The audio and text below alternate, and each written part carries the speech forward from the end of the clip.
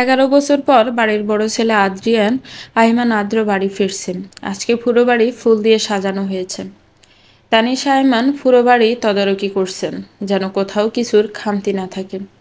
তার একমাত্র ছেলে এত বছর পর দেশে ফিরছেন। আদিয়া তাইমান একটু চিন্তিত, কারণ তার সঙ্গে রাগ করে আদ্র এত বছরেও বাড়িতে আসেনি। পড়ালেখা শেষ হওয়ার পরেও ইংল্যান্ড থেকে সেখানেই বিজনেস শুরু করেছে। সেখানে টপ 10 জনের মধ্যে একজন আদ্রিয়ান আইমান আদ্র। এয়ারপোর্টে 4টা গাড়ি এসে থামল। গাড়ি থেকে কালো পোশাক পরা 10 জন লোক বের হলো, তাদের হাতে ফুলের তোড়া। 12:15-তে এয়ারপোর্টে থেকে বের হয়ে আসে 6 ফুট উচ্চতার লম্বা বলিষ্ঠ দেহের যুবক। গায়ে তার কালো কোট, ফর্সা গায়ে কালো কোট দারুণ লাগছে। কালো পোশাক পরা লোকগুলো সামনে এগিয়ে ফুল দিয়ে শুভেচ্ছা জানায়। আপনার গাড়ি নিয়ে বাড়িতে ফিরে যান, আমি পরে আসব। একজন লোক বলল, কিন্তু স্যার। কোনো কিন্তু নয়, আপনারা ফিরে যান। সবাই আদ্রর রাগ সম্পর্কে জানে, তাই আর কথা বাড়ালো না, চলে গেল। আদ্র একটা বাইক নিয়ে বের হয়ে গেল। মেঘ, এই মেঘ, কোথায় তুই? জানিস তো আজকে আদ্র ভাইয়া বাড়ি ফিরছে, সবাইকে ফুফিদের বাড়িতে যেতে হবে। না আফু, আমি যাব না, তোমরা যাও।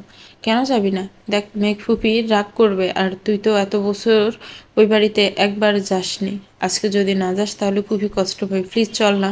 তুই যদি না যাস তাহলে আমি যাব না, প্লিজ চল না। এবার নীরবতা ভেঙে উঠে দাঁড়ালো মেঘ। কিরে, এত কি ভাবছিস তুই? মেঘ হঠাৎ অনুর কথায় ধ্যান ফিরল মেঘের। তপ্ত নিঃশ্বাস ফেলে বলল, আচ্ছা তুই যা, আমি আসছি। তাড়াতাড়ি আসবি কিন্তু, বলে চলে গেল অনু। এদিকে মেঘ তো বলে দিল সে যাবে, কিন্তু তার মন থেকে ভয় যেন কাটছে না। আদ্র ভাইয়া নিশ্চয়ই এত বছরে তাকে ভুলে গেছে, ওই দিনের কথা হইতে ভুলে গেছে, এত বছর পর নিশ্চয়ই মনে রাখবে না। সেটা ভেবে মেঘ রেডি হতে চলল। আজ মেঘ একটা কালো থ্রি পিস পরেছে, সাথে হালকা লিপস্টিক আর চুড়ি, কানে ঝুমকো। এতেই তাকে অপসরীর মতো লাগছে। চারিদিকে আলো ঝলমল করছে, বাড়িটা খুব সুন্দর করে সাজানো হয়েছে। সবাই আদ্রের জন্য অপেক্ষা করছে। হঠাৎ আলো নিভে গেল। ভয়ে মেঘ কিছুটা ভড়কে গেল। সে সবসময় অন্ধকারে ভয় পায়। একটু পর লাইট জ্বলে উঠল। আদ্র দরজার কাছে দাঁড়িয়ে আছে। তানিশা বেগম এত বছর পর তার ছেলেকে দেখে কান্না করে দিলেন। হাদিয়া তাইমান দূরে দাঁড়িয়ে আছে, তিনি তার ছেলের সামনে যেতে ইতস্তত বোধ করছেন। কাজের লোকেরা ফুল দিয়ে আদ্রকে বরণ করে নিচ্ছে। চারিদিকে মেহমানরা সবাই তাকিয়ে আছে আদ্রের দিকে, আর মেয়েরা তো মনে হচ্ছে যেন চোখ দিয়ে গিলে খাচ্ছে। মেঘ কিছুটা দূরে দাঁড়িয়েছিল। সামনে থাকা 6 ফুট উচ্চতার বলিষ্ঠ দেহের মানুষটাকে চিনতে অসুবিধা হচ্ছে। আগে থেকে আরো ফর্সা, ঠোঁট গোলাপি, চুলগুলো জেল দিয়ে সেট করা, হাতে ব্র্যান্ডের ঘড়ি, দেখতে অসম্ভব সুন্দর। মেঘ না চাইতে তার দিকে অপলক দৃষ্টিতে তাকিয়ে আছে। এদিকে তানিশা আয়মানের কান্না যেন থামছে না। ও মামা, আর কাঁদবে? কত কাঁদবে? আমার ভালো লাগছে না, ছাড়ো প্লিজ, আমি ক্লান্ত। যা উপরে গিয়ে ফ্রেশ হয়ে আয়। আদ্র উপরে যেতে নিয়ে থমকে যায়। দূরে দাঁড়িয়ে থাকা মেয়েটির দিকে এক পলক তাকিয়ে সিঁড়ি দিয়ে হনহন করে চলে যায়। এদিকে সব মেহমানদের আপ্যায়ন করতে ব্যস্ত আদিয়া তাইমান। মেঘ আর অনু বসে আছে। তানিশা আয়মান মেহমানদের নিয়ে এত ব্যস্ত ছিলেন যে মেঘ এসেছে খেয়াল করেনি। মেঘকে দেখে তানিশা এগিয়ে আসলে ফুফিকে দেখে মেঘ অনু দাঁড়িয়ে গেল। কেমন আছে জিজ্ঞেস করলো। তানিশা মেঘের কপালে চুমু দিয়ে বলল, এতদিন পর তোর পুপির কথা মনে পড়লো? মেঘ হাসি দিয়ে বলল, না পুপি, তোমার কথা তো আমার সবসময় মনে পড়ে, এজন্য বুঝি এত বছর আসিসনি পুপির কাছে। আর ভাইজানের আজকে সময় হলো না পার্টিতে আসতে? জানতো ফুফি, বাবা কত ব্যস্ত। এত ব্যস্ত যে তার একমাত্র ভাগিনা দেশে ফিরলো, তিনি আসতে পারলেন না। আর ভাবি তো অসুস্থ, তাই জোর করলাম না। এখন কেমন আছেন তিনি? ফুফি ভালো। অনু, মেঘ তোরা বস, আমি তোদের খাবারটা নিয়ে আসি। না পুপি, পরে খাবো। আচ্ছা শোন, আজকে কিন্তু তোদের ছাড়ছি না, তোরা আজকে এখানে থাকবি। আমি ভাইজানকে বলে রেখেছি। না পুপি, আমরা চলে যাব। মেঘ, না মেঘ, এতদিন পর এসেছিস, আজকে ছাড়বো না তোদের। এদিকে মেঘ কিছুটা চিন্তিত, কি বলবে তার পুপিকে। ফ্রেশ হয়ে নিচে নামছে আদ্র। সে সবার সাথে পরিচয় করিয়ে নিচ্ছে আদিয়া তাইমান। মেঘের গায়ে অনু পানি ফেলে দিয়েছে, তাই ওয়াশরুমে যাচ্ছে মেঘ। কিন্তু পা পিছলে পড়ে যেতে নিলে আদ্র এসে ধরে নিল। বলিষ্ঠ দেহের মানুষটা তার দিকে অপলক দৃষ্টিতে তাকিয়েছে। মেঘও তার দিকে তাকিয়ে আছে অপলক দৃষ্টিতে। হঠাৎ কিছু একটা পড়ার শব্দ পেয়ে হুঁশ আসলো আদ্র। আচমকা মেঘকে ছেড়ে দিল। মেঘ নিচে পড়ে গিয়ে কিছুটা ব্যথা পেল।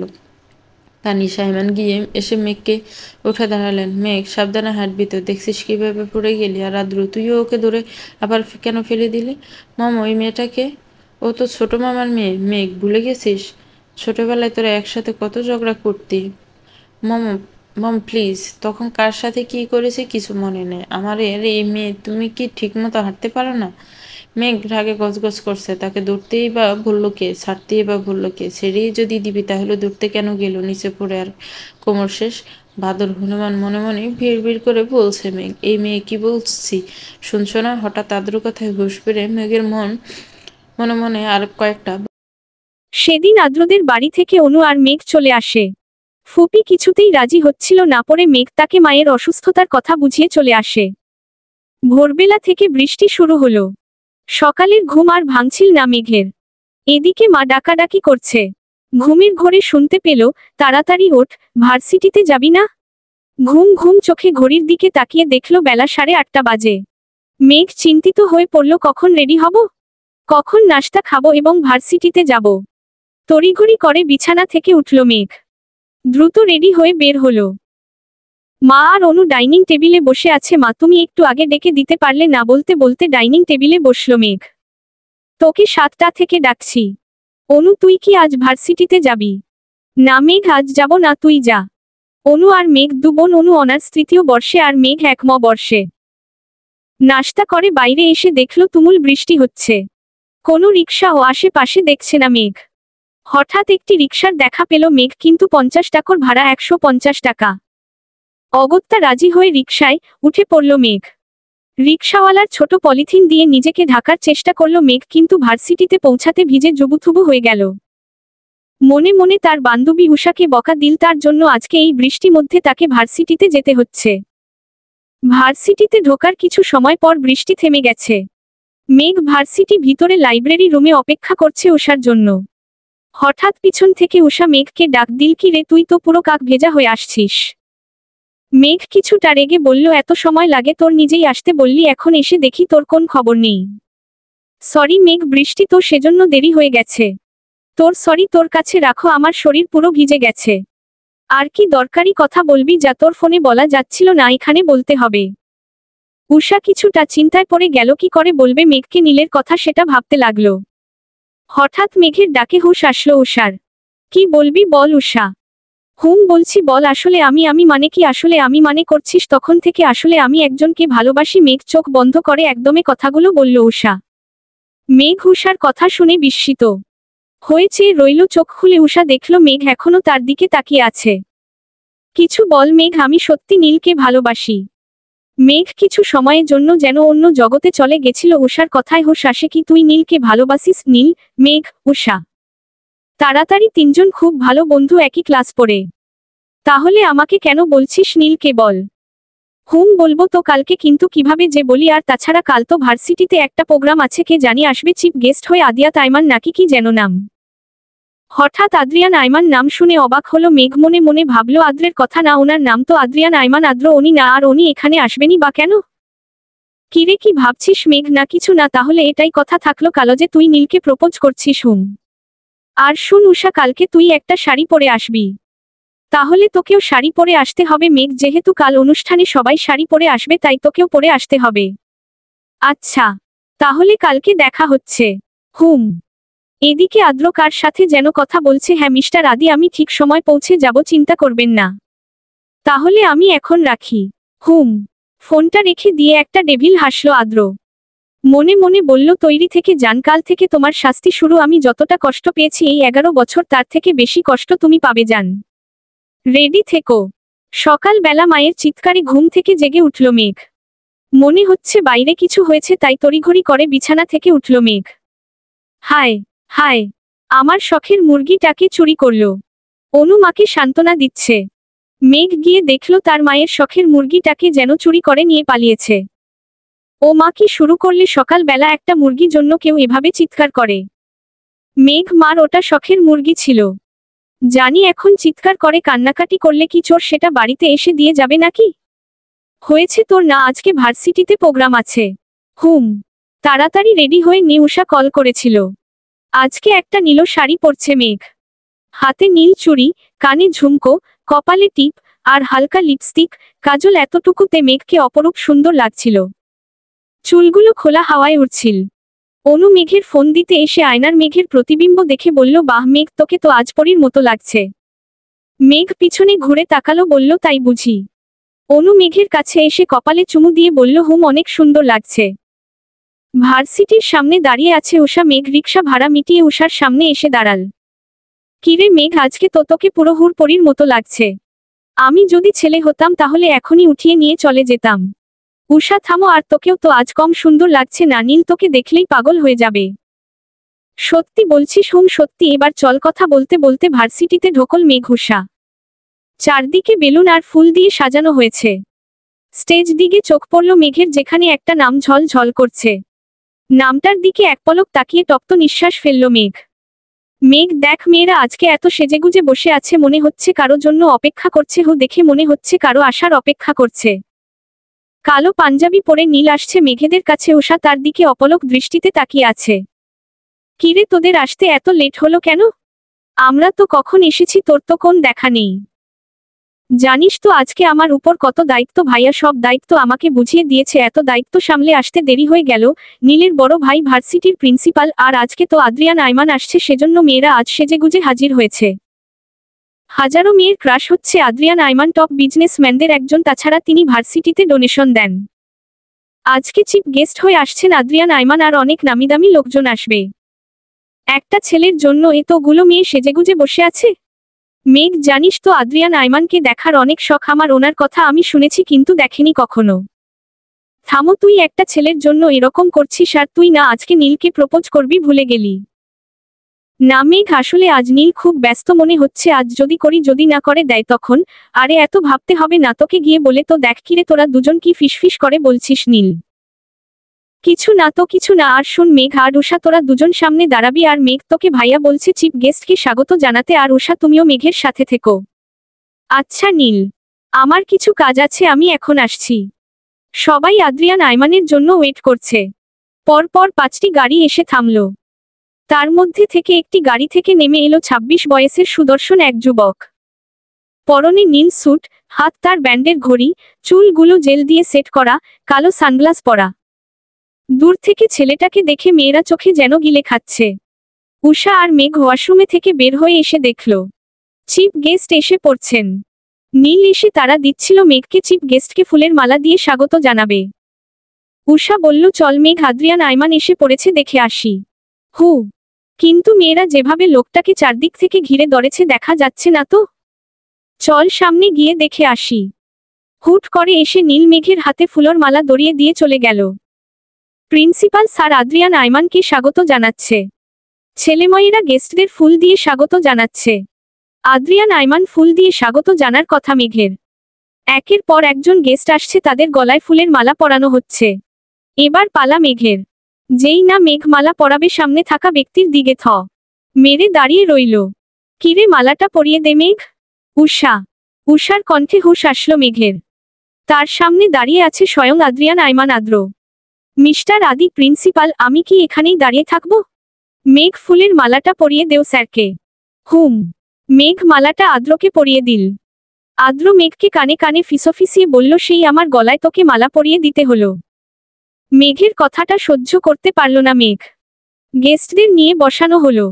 অনুষ্ঠান শুরু হলো। একে একে সব অতিথিকে কিছু বলার জন্য বলা হলো।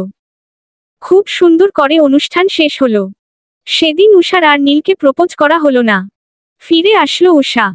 আজ মেঘের মনটা খারাপ, কিন্তু কিসের জন্য তার জানা নেই। অনু এসে বলল, মেঘ, আজ ফুপি আর আদ্র ভাইয়া আসবেন।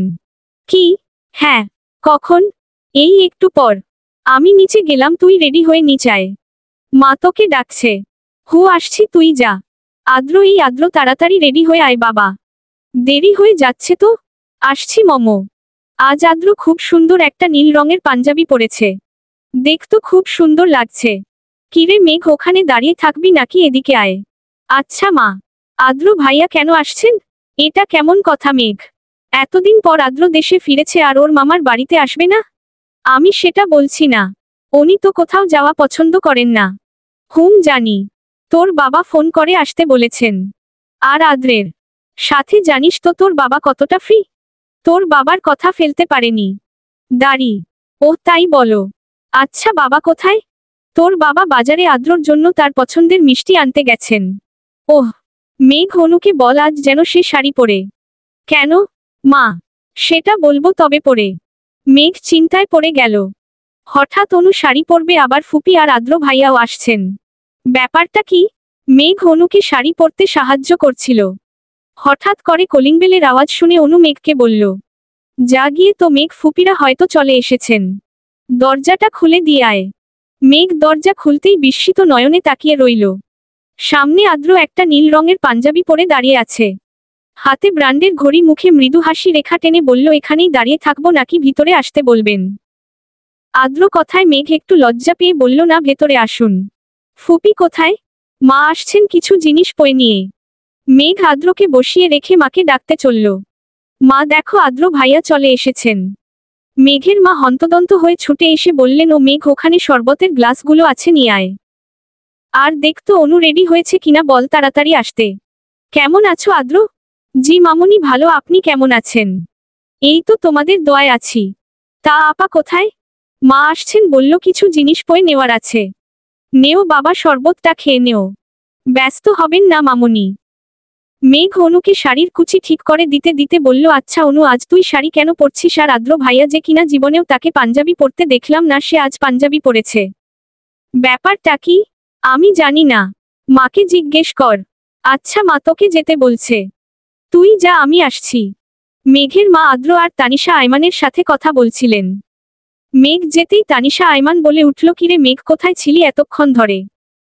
এই তো ফুপি অনুকে শাড়ি পরতে সাহায্য করছিলাম। তানিশা আয়মান মেঘের হাত ধরে তার সাথে বসালেন। আদ্র ফোন টিপছিল। আদ্রর মা বলে উঠল, জানিস মেঘ, তুই যদি অনুর থেকে বড় হতি তাহলে তোকেই আমার ছেলের বই বানাতাম। কিন্তু তুই ছোট, অনুর আগে তো তোকে তোর মা বাবা বিয়ে দিবেন না, তাই চাইতেও পারলাম না। তানিশা আয়মানের কথায় মেঘ অবাকের চরম পর্যায়ে পৌঁছে গেল। তার মস্তিষ্কে কথাগুলো যেন ঠিকমতো পৌঁছালো না। কি বললে ফুপি, কিছু বুঝতে পারলাম না। ভাবি আপনি মেঘকে কিছু জানাননি? আসলে আপা মেঘকে ওর বাবা জানাতে বারণ করছিলেন, অনুর বিয়ের কথা শুনলে হয়তো কিছুতেই রাজি হতো না। বোনকে বড্ড ভালোবাসে। আদ্র এতক্ষণে মোবাইল থেকে মুখ তুলে মেঘের দিকে তাকালো। মেঘের মস্তিষ্কের সাথে যেন মনের দ্বন্দ্ব চলছে। অনু এসে সবাইকে সালাম জানালো। তানিশা আয়মান অনুকে আদ্রর পাশে বসালেন। দেখি তো দুজনকে কেমন লাগছে। বাহ, বেশ মানিয়েছে। মেঘের মা বললেন, তা তো বটে। মেঘ যেন কিছুতেই আদ্রর সাথে অনুকে সহ্য করতে পারছে না। কেন সে কারণ তার জানা নেই। আদ্র মাকে বলল, মা আমার একটা কল এসেছে, আমি একটু কথা বলে আসছি। মেঘ আর ওইখানে বসে থাকতে পারল না, কেন যেন তার বুকের ভিতর অসহ্য যন্ত্রণা হচ্ছে, যার কারণ তার জানা নেই। মেঘ রুমে আসতেই আচমকা একটা হাত এসে হেঁচকা টানে তার সাথে জড়িয়ে ধরল। হঠাৎ একজোড়া শক্তপোক্ত বাহু এসে মেঘকে জড়িয়ে ধরল। মেঘ নিজেকে ছাড়ানোর জন্য আপ্রাণ চেষ্টা করছে, কিন্তু শক্তপোক্ত বাহুর সাথে পেরে উঠল না। হঠাৎ একটা কণ্ঠস্বর ভেসে আসলো, নিজেকে ছাড়ানোর বৃথা চেষ্টা করো না মেয়ে। এতক্ষণ মেঘের রুমের লাইট অফ ছিল, বাইরের আলো রুমে প্রবেশ করার কোন উপায় ছিল না। হঠাৎ আলোটা জ্বলে উঠল, মেঘ আর কাউকে দেখতে পেল না। তবে কে তাকে জড়িয়ে ধরেছিল এটা তার বোধগম্য হলো না। এদিকে মেঘের মনে অজানা এক কষ্ট অনুভব করছে, সে কেন এই কষ্ট জানা নেই তার। মেঘের মা আদ্রদের বিদায় দিয়ে অনুকে মেঘের রুমে পাঠালো। হঠাৎ এভাবে চলে আসার কারণে মেঘ বেলকানিতে দাঁড়িয়েছিল। পিছন থেকে কারো হাতের স্পর্শে ফিরে তাকালো। কিরে এভাবে চলে আসলি যে? এমনি। মেঘ তোর কি কোন কারণে মন খারাপ? কেন বলতো? না তোকে দেখে মনে হচ্ছে তোর মন ভালো নেই। মেঘ ওর দিল না। তপ্ত শ্বাস ফেলল। অনু আর কিছু বলল না। চলে গেল। মেঘ আজ অনেক দিন পর উষার সাথে দেখা করল। মেয়েটা বড্ড বুদ্ধিমতী, চট করে মেঘের মন খারাপ বুঝে গেল। তবে সে প্রকাশ করল না। সে জানে মেঘ বরাবরই চাপা স্বভাবের, ও যদি নিজ থেকে কিছু বলছে নিশ্চয়ই কোন কারণ আছে, তাই জিজ্ঞেস করল না। মেঘ চলো না আজকে ফুচকা খাই। মেঘ এতক্ষণ আকাশের দিকে চেয়েছিল, উষার কথায় তপ্ত শ্বাস ফেলে বলল চল। মেঘ আর উষা ফুচকা খাচ্ছিল, হঠাৎ বিষম খেল মেঘ। এক বোতল পানি এগিয়ে দিল একটা হাত, মেঘ তাড়াতাড়ি পানির বোতলাটা নিয়ে পানি খেল। এতক্ষণে পানি খাওয়ার চক্করে সামনে থাকা ব্যক্তিটির দিকে তাকাতেই ভুলে গেছিল। ছেলেটি সুদর্শন যুবক, অপলক দৃষ্টিতে তাকিয়ে আছে মেঘের দিকে। উষা কণ্ঠে হুঁশ ফিরল মেঘের। মেঘের জন্য পানি আনতে গিয়েছিল উষা। মেঘ, ঠিক আছিস তুই? এই নে পানি। মেঘ বলল, আর লাগবে না। সামনে থাকা লোকটি বলল, কেউ সাহায্য করলে তাকে ধন্যবাদ জানাতে হয় ম্যাম। ধন্যবাদ। আপনি যদি কিছু মনে না করেন তাহলে কি আপনার নাম জানতে পারি? জি, আমি মেঘ। আমি নিবিড় শাহরিয়া। উষা মেঘকে চিমটি কেটে বলল, আর কিছু জানাবি নাকি এভাবে দাঁড়িয়ে থাকবি? মেঘ আর কিছু বলল না। ছেলেটার ফোন আসাতে পিছনে ফিরে কথা বলছিল। ততক্ষণে মেঘ আর উষা চলে গেল। নিবিড় পিছনে ফিরতেই আর মেঘকে দেখতে পেল না। তপ্ত শ্বাস ফেলে বলল, কে তুমি মায়াবতী? এ কোন মায় জড়ালে আমায়? অন্যদিকে আদ্র ফোনে কার সাথে যেন কথা বলছিল। ওদিকের কাজ সব ঠিকঠাক? লোকটি ওর দিল। জি স্যার। কলটা কেটে আদ্র বলে উঠল, আর কিছু সময়ের অপেক্ষা করো যান। আমি সবকিছু ঠিক করে দিব। পরের পর্ব পেতে কমেন্ট করুন আর বন্ধুদের শেয়ার করে পাশে থাকুন। আজ অনেকদিন পর মেঘ ভার্সিটি গেল। উষা মেঘের জন্য অপেক্ষা করছিল। মেঘকে দেখতে পেয়ে এগিয়ে আসলো। কিরে মেঘ, কেমন আছিস? এই তো ভালো। চল ক্লাসে যাই। মেঘ আর উষা পা বাড়াতেই একটা ছেলে মেঘ বলে ডেকে উঠল। পিছনে তাকাতেই দেখতে পেল একটা সুদর্শন যুবক তার দিকে এগিয়ে আসছে। কাছে আসতেই মেঘ বলল, আপনি এখানে কি করছেন? তাহলে তুমি আমাকে চিনতে পেরেছ। আমি এই ভার্সিটিতেই পড়ি আর তোমার সাথেই। তোমাকে দেখতে পেলাম তাই আসলাম। ও কিন্তু আগে তো আপনাকে কোনোদিন ভার্সিটিতে দেখেনি। আসলে আমি তোতটা ভার্সিটিতে আসি না। ও আচ্ছা, চলি, ক্লাস শুরু হয়ে যাবে। মেঘ পা বাড়াতেই নিবিড় আবার বলে উঠল, মেঘ, আমরা কি বন্ধু হতে পারি? মেঘ কিছুটা ইতস্তত বোধ করছিল। উষা বলল, আচ্ছা ঠিক আছে, কোন সমস্যা নেই। আজ থেকে আমরা ফ্রেন্ড হলাম। চলো ক্লাসে যাই। ক্লাসে মেঘ আর উষা একই সাথে বসলো। পিছনে নিবিড় বসল। ক্লাসে স্যার আসতেই সবাই দাঁড়িয়ে উঠল। মেঘ যেন বিস্মিত নয়নে তাকিয়ে রইল। Sit down please. সবাই বসে পড়লেও মেঘ এখনো দাঁড়িয়ে আছে। উষা মেঘের হাতে চিমটি কেটে বলল, কিরে মেঘ, দাঁড়িয়ে আছিস কেন?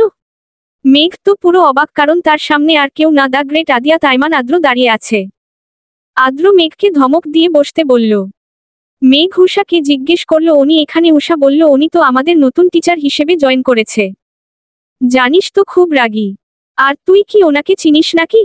হ্যাঁ, উনি আমার কাজিন হয়। তবে আর কাউকে বলবি না। আদ্র ভাইয়া ব্যক্তিগত লাইফ আলাদা রাখতে পছন্দ করেন। তো স্টুডেন্টস, তোমাদের গতকাল যে পড়া দিয়েছি সেগুলো কি কমপ্লিট হয়েছে? আর যে না পারো তারা ক্লাসের বাইরে গিয়ে দাঁড়াও। মেঘ প্রায় অনেকদিন ভার্সিটিতে আসে না, তাই পড়াশোনাও ঠিকমতো করা হয় না। তাই সে ক্লাসের বাইরে দাঁড়িয়ে রইল। আদ্র মেঘের দিকে একবার তাকিয়ে আবার সবাইকে জিজ্ঞেস করল, তো বাকি সবার পড়া কমপ্লিট? হঠাৎ নিবিড় বলে উঠল, স্যার আমার হয়নি। তাই সে ক্লাসের বাইরে এসে মেঘের সাথে দাঁড়ালো। মেঘকে অন্য ছেলের পাশে দেখে আদ্রর বুকে ভেতরটা হঠাৎ কেঁপে উঠল। নিবিড় মেঘকে বলল, আচ্ছা মেঘ, তুমি কি স্যারকে পছন্দ করো? হঠাৎ নিবিড়ের কথায় বিস্মিত নয়নে তাকালো। আসলে ওই সময় তুমি যেইভাবে তাকিয়েছিলে, না তেমনটা নয়। স্যার আমার কাজিন হয়। ও আচ্ছা, তাই বলো। আদ্র স্যার তোমার ভাই হয়? আগে বলবে না। আমি জানতাম না উনি এইখানে জয়েন করেছে। ও তাই বলো। আদ্র ওদের কথা বলতে দেখে বলল, তোমাদের কি আমি কথা বলার জন্য বাইরে দাঁড় করিয়ে রেখেছি? কাল থেকে আমার ক্লাসে পড়া শিখে আসবে। আজ তোমাদের কিছু বললাম না। যাও ভিতরে গিয়ে বসো। আদ্র ক্লাস শেষ করে চলে গেল। উষার আজকে কি একটা কাজ আছে বলে আগেই চলে গেল। তাই মেঘকে আজকে একাই ফিরতে হবে। পিছন থেকে নিবিড় বলল, চলো মেঘ, আমি তোমাকে আজ ড্রপ করে দিয়ে আসি। মেঘ সরাসরি না বলতে পারল না। না নিবিড়, আপনি চলে যান, আমি যেতে পারবো। আরে চলো না প্লিজ। মেঘ আর কিছু বলল না। মেঘ আর নিবিড়কে একসাথে দেখে একজোড়া চোখ থেকে যেন আগুন জ্বলছে। মনে হচ্ছে যেন সেই আগুন সবকিছু জ্বালিয়ে পুড়িয়ে শেষ করে দিবে। মেঘ বাড়িতে ফিরতেই অনু বলে উঠল, মেঘ জানিস তো ভার্সিটিতে আদ্র ভাইয়া জয়েন করেছে? হুম জানি। আজকে তো দেখলাম বলেই চলে গেল। ফ্রেশ হয়ে বারান্দায় দাঁড়িয়ে ছিল মেঘ। পিছন থেকে অনু বলে উঠল, মেঘ তোর কি মন খারাপ? না তো, তাহলে এইখানে দাঁড়িয়ে আছিস কেন? ভালো লাগছে না? মেঘ, মা বলেছে আদ্র ভাইয়া যেহেতু তোর ভার্সিটিতে জয়েন করেছে, তোর তো সামনে পরীক্ষা, তাই কিছু দিনের জন্য তোকে পড়াতে বলেছে। উনি কি রাজি হয়েছেন? হুম, বলেছে কাল থেকে আসবে। মেঘ অনেকদিন আগের কথা ভাবতে লাগলো। মেঘের যখন 10 বছর তখন আদ্র তাকে পড়াত। মেঘ সবসময় আদ্রকে বলতো, আদ্র ভাই বড় হয়ে আপনাকে বিয়ে করব। খুব ভালোবাসবো আপনাকে, আমায় বিয়ে করবেন তো? তখন আদ্র ধমক দিয়ে বলতো, মেঘ তুমি এখনো ছোট, আর এসব কথা যেন তোমার থেকে না শুনি। এসব বললে আমি আর তোমাকে পড়াবো না। পরের দিন থেকে মেঘকে আর পড়াতে আসলো না। আদ্র মেঘের খুব কষ্ট হয়েছিল আদ্র তাকে পড়াতে না আসায়। পরে মাকে জিজ্ঞেস করতে বলল, তোর জন্য ছেলেটা কোথাও যেতে পারে না, বন্ধু বান্ধবদের সময় দিতে পারে না, তাই আর আসবে না। তবে মেঘের ছোট মনটি বুঝতে পেরেছিল আদ্র কেন তাকে পড়াতে আসবে না। মেঘের ভাবনার মধ্যে হঠাৎ ফোন বেজে উঠল। ফোনটা হাতে নিয়ে দেখল নিবিড় কল করেছে। কিছু কিছু মুখের আদল বুকের মধ্যে দাগ কেটে যায়, বুকটা ধরফরি ওঠে প্রচন্ড রকমের। এই মেঘের মনটা আজ ভালো না খারাপ সে বুঝতে পারছে। আদ্র আজ থেকে মেঘকে পড়াতে আসবে, এটা শুনে যেমন তার ভালো লাগছে তেমনি খারাপও লাগছে, কারণ মানুষটা অন্য কারো জন্য বরাদ্দ কথাটা ভাবলেই হাহাকার করে ওঠে। প্রচন্ড রকমের খারাপ লাগা বয়ে যায়। মনে হয় তার শ্বাস প্রশ্বাস নিতে কষ্ট হয়। আচ্ছা, মানুষটা তার হয়ে থাকলে খুব বেশি কি ক্ষতি হয়ে যেত? ফের যখন বাস্তবতায় ফিরে আসে তখন মনে হয় না উনি কখনোই আমার হতে পারে না। মানুষটা যে তার কখনোই ছিল না। মেঘের সমানে অনেকগুলো বই রাখা, কিন্তু বইয়ের দিকে তার কোন মনোযোগ নেই। তার মন মস্তিষ্ক যেন দ্বিধায় পড়েছে। এই তার সামনে জলজ্যান্ত একটা মানুষ দাঁড়িয়ে আছে, সেদিকে তার খেয়াল নেই। আদ্র মেঘকে কয়েকবার ডাকলো কিন্তু কোনো ওর পেল না। আদ্র খ্যাক খ্যাক করে কিছুটা কেসে উঠল। মেঘ বিস্মিত নয়নে তাকিয়ে রইল। আপনার কি তাকিয়ে থাকা শেষ হয়েছে মেঘ? মেঘ কিছুটা অপ্রস্তুত হয়ে বলল, আসলে আদ্র ভাই আপনি কখন এসেছেন আমি ঠিক খেয়াল করেনি। আমি অনেকক্ষণ আগেই এসেছি, আর আপনি তো মনে হয় না দুনিয়ার কোন খেয়ালে ছিলেন। কি এত ভাবছেন আপনি? মেঘ কিছুটা কষ্ট পেল, কারণ আদ্র তাকে আপনি করে বলে, সে আদ্র থেকে ছোট হওয়া সত্ত্বেও তাকে আপনি করে বলে। আদ্র বেশ কিছুক্ষণ মেঘকে পড়া নিয়ে কিছু জিনিস বুঝিয়ে দিচ্ছে, কিন্তু সেদিকে তার খেয়াল নেই, সে তো আদ্রকে দেখতে ব্যস্ত। এই সে তার মনকে বুঝাচ্ছে ওই দিকে তাকানো যাবল না, কিন্তু বেহা মনটা যেন কোন বারণ শুনে না। আদ্র এইবার মেঘকে ধমক দিয়ে বলল, আপনি কি আমার কথা শুনছেন মেঘ? মেঘ কিছু বিস্মিত নয়নে তাকিয়ে রইল। আসলে আমি বুঝতে পেরেছি আদ্র ভাই। তারপর 2 ঘন্টা কেটে গেল, আদ্র মেঘকে পড়া বুঝিয়ে চলে গেল। অনেকক্ষণ ধরে পড়ার ফলে মেঘের মাথাটা প্রচন্ড রকমের ব্যথা করছিল। মেঘ ওয়াশরুম ঢুকে ফ্রেশ হয়ে বারান্দায় 1 কাপ কফি নিয়ে দাঁড়িয়েছিল। তার মনটা যেন বিষণ্ণতায় ছেয়ে গেছে। এ অদ্ভুত মায় জড়িয়ে আছে তাকে। আচ্ছা, নিজেকে নিজের চেনা দেয়। পথে পথে ঘুরে একা। হতাশা হতাশা মেরুদণ্ডের বক্রতা। কি খুঁজি? কারে খুঁজি? হেরে যাই, হারিয়ে যাই, ভুলে যাই। নিজেকে নিজের চেনা দেয়। তপ্ত শ্বাস ফেলল মেঘ। নিজেকে নিজের সাথে লড়াই করতে হচ্ছে প্রতিনিয়ত। এই আমিটার সাথে যুদ্ধ করতে করতে ক্লান্ত তার শরীর। এদিকে আদ্র একটা লোককে ফোন করলো, কয়েকবার রিং হতে লোকটা ফোনটা রিসিভ করে বলল, স্যার, কাজটা শেষ হতে আরো কিছু সময় লাগবে। আদ্র মুখটা রাগে গোজগোজ করছে। আর কত সময় লাগবে? ফোনটা কেটে দিয়ে ফোনটা মেঝেতে ছুঁড়ে ফেলল, সাথে সাথে ঝনঝন শব্দে হয়ে ভেতারা চিহ্ন নিয়ে গেল। তার মনটা বিষণ্ণ। চারপাশে হাহাকার। প্রিয়তমাকে কাছে পেয়েও কষ্ট দিতে হচ্ছে তাকে। নিজ হাতে প্রিয়তমাকে কষ্ট দেওয়ার চেয়ে মৃত্যু শ্রেয় মনে হচ্ছে তার কাছে। কেটে গেছে 2 মাস। এই 2 মাসে আদ্র মেঘকে প্রতিদিন পড়াতে আসতো। প্রায় বেশ কদিন ধরে আদ্র আর মেঘকে পড়াতে আসে না। মেঘের মনটা এজন্য খারাপ হয়। নিবিড়ের সাথে এই 2 মাসে বন্ধুত্বটাও গাঢ় হলো। নিবিড় বুঝতে পারে মেয়েটা আদ্রকে ভালোবাসে, কিন্তু প্রকাশ করে না। নিবিড় একটা রেস্তোরাঁয় বসে মেঘের জন্য অপেক্ষা করছে। মেয়েটার জন্য বড্ড মায়া হয় তার, ও যদি পারত তাহলে ওর জীবনের সব কষ্ট দূর করে দিত। চেষ্টা করেও বারবার ব্যর্থ হয় মায়াবতীর কষ্ট লাঘব করতে। নিবিড় কফিতে চুমুক দিতেই মেঘ তড়িঘড়ি করে রেস্তোরাঁর ভিতরে ঢুকলো। নিবিড় ইশারা দিতেই পাশে এসে বসল। আজ নিবিড় অনেকটা সাহস নিয়েই জিজ্ঞেস করল, মেঘ তুমি কি আদ্র স্যারকে ভালোবাসো? নিবিড় এমন প্রশ্ন মেঘ অবাক হলো না। ছেলেটা হয়তো একদিনে বুঝে গেছে, তাই আর কথা ঘুরালো না। সরাসরি জবাব দিল, হ্যাঁ, ভালোবাসা আদ্র ভাইকে আমি ছোট থেকে ভালোবাসি। ছোট থেকে ওনার জন্য আমার একটা অনুভূতি সৃষ্টি হয়েছিল, কিন্তু আমি এই অনুভূতি বুঝতে পারি তখন যখন উনি আমার থেকে দূরে চলে গেছেন। জানতো প্রিয় মানুষের শূন্যতা বড় কাঁদায়। কথাগুলো বলার সময় মেঘের চোখ দিয়ে অশ্রু ঝরছিল। মেঘের চোখ জল দেখে নিবিড় ভিতরে চিনচিন ব্যথা অনুভব করছে। নিবিড় মেঘকে জিজ্ঞেস করল, মেঘ তুমি আদ্র স্যারকে বলেছ তুমি ওনাকে ভালোবাসো? না, এখন আর বলে লাভ নেই, উনি কখনো আমার হবে না। অনু আপুর সাথে বিয়ে ঠিক হয়ে গেছে। আর উনি আমাকে পছন্দ করে না, ভালোবাসে না আমাকে। একবার বলে তো দেখো মেঘ, কি হবে বলে উনি আমাকে ভালোবাসেন না? তবুও একবার বলে তো দেখো। এখন সবকিছু শেষ হয়ে যায়নি মেঘ, এতে তোমাদের তিনজনের জীবন জড়িয়ে আছে। আমি পারবো না, আমার বোনের সুখ কেড়ে নিতে আমি পারবো না বলেই মেঘ কান্না ভেতারা চিহ্ন নিয়ে পড়ে। নিবিড় মেঘকে সান্ত্বনা দেওয়ার মতো ভাষা খুঁজে পাচ্ছে না। মেঘ কিভাবে তার বড় বোনের বিয়ে ভেতারা চিহ্ন নিয়ে দিবে?